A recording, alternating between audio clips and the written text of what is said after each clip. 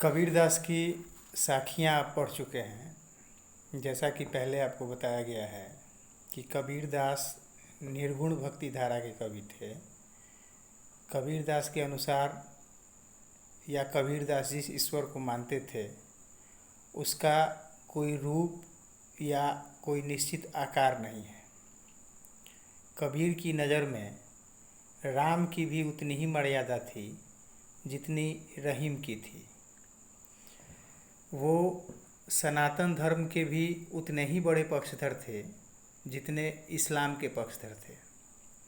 रही बात धर्मानुकूल आचरण करने की, तो कबीर ने जहाँ जिस धर्म में जो भी खामी देखी उसका खुल के खंडन किया। उन्होंने सनातन धर्मावलंबियों को भी अपने इशारे पे लिया और इस्लाम धर्मावलंबियों को भी लिया। कबीर के अनुसार मानवता मुख्य धर्म है।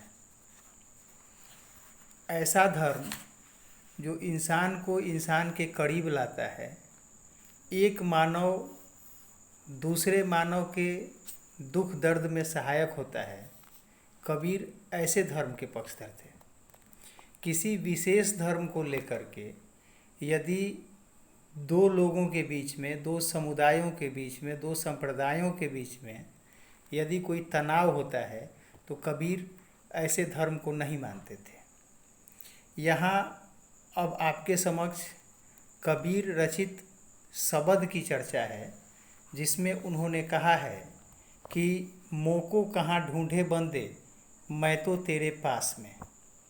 मोको कहाँ ढूंढे बंदे मैं तो तेरे पास में, ना मैं कौनो क्रियाकर्म में, ना ही योग वैराग में, ना मैं देवल ना मैं काशी, ना काबे कैलाश में, ना तो कौने क्रियाकर्म में, ना ही योग वैराग में, खोजी होए तो तुरत ही मिली हों पल भर की तलाश में।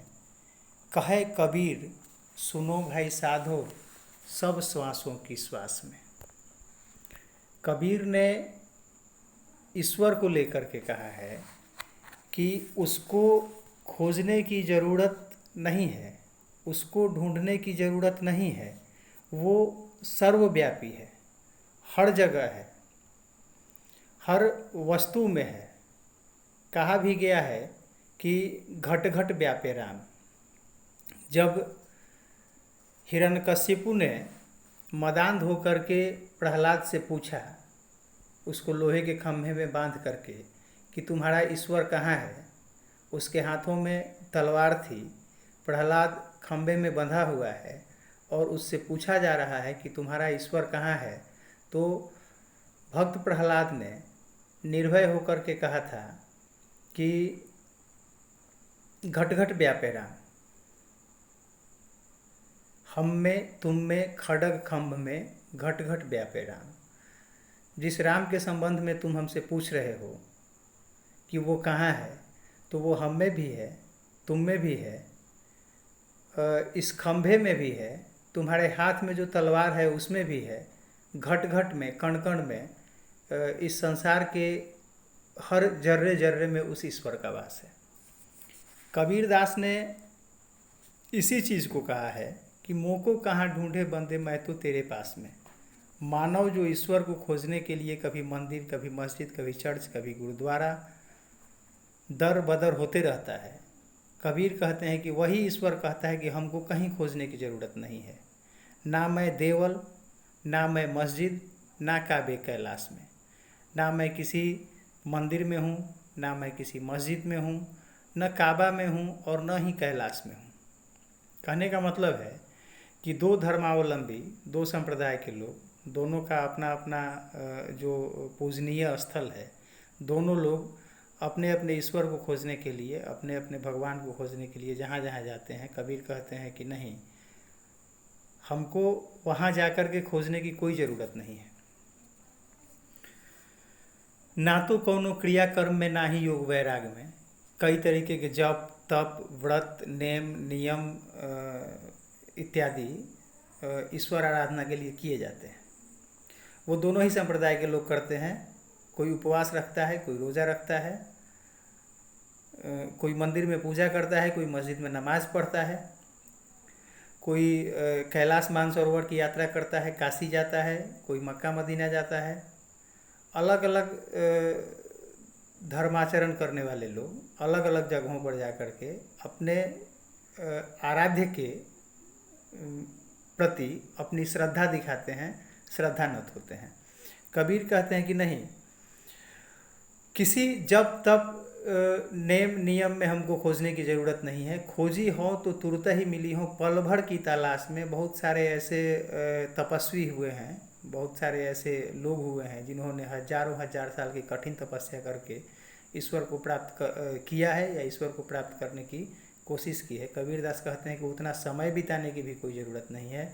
आप यदि मन से खोजिएगा तो मैं पल भर की तलाश में आपको मिल जाऊंगा। और कहे कबीर सुनो भाई साधो, सब श्वासों की सांस में। इस धरती पर जितने भी सजीव हैं, जितने भी प्राणी हैं जो सांस लेते हैं, उस हर सांस में हमारा वास है, उस हर सांस में मैं विद्यमान हूँ। कहने का मतलब है कि आप जीव हितकारी बनिए, आप मानव हितकारी बनिए, आप मानवता के हित चिंतक बनिए, आप हर जीवों पर दया दिखाइए। यही सब धर्मों का मूल है। और यदि हम सभी धर्मों के प्रति समान भाव रखते हैं, सभी जीवों के प्रति अपने मन में आदर रखते हैं, तो हमको ईश्वर को खोजने के लिए कहीं दर बदर होने की ज़रूरत नहीं है, कहीं भटकने की ज़रूरत नहीं है। कबीरदास ने अपने इस शब्द में, अपनी इस रचना में इसी बात को प्रमुखता से कहने का प्रयास किया है कि हमको भगवान को खोजने के लिए न मंदिर जाना है, न मस्जिद जाना है, न चर्च जाना है, न गुरुद्वारा जाना है। हम हर सांसों की सांस में हमारा वास होता है, हर सांसों की सांस में हमारा निवास है। इस तरीके से कबीर जिस पंथ को मानते थे, कबीर के ईश्वर का जो रूप था निर्गुण, मैंने पहले भी कहा है कि पग बिनु चलय सुनय बिनु काना, कर बिनु कर्म करय विधि नाना, आनंद रहित सकल रस भोगी, बिनु वाणी वक्ता बड़ जोगी। अपने पक्ष में कबीर ने ये तर्क दिए हैं और ये तर्क कहीं न कहीं सार्थक है। हम किसी का हृदय दुखा करके, किसी को आहत करके, किसी को दर्द पहुंचा करके यदि चाहें कि ईश्वर के करीब चले जाएं, दान पुण्य की बदौलत या तीर्थाटन वगैरह की बदौलत, व्रत उपवास करके, तो ये ईश्वर को मंजूर नहीं है। ईश्वर जैसे हम पर दया दिखाता है, वैसे ही ईश्वर की यह अपेक्षा है कि उसकी सर्वश्रेष्ठ कृति जो है इस धरती पर, मानव, वह सब जीवों के प्रति समान रूप से दयाशील हो।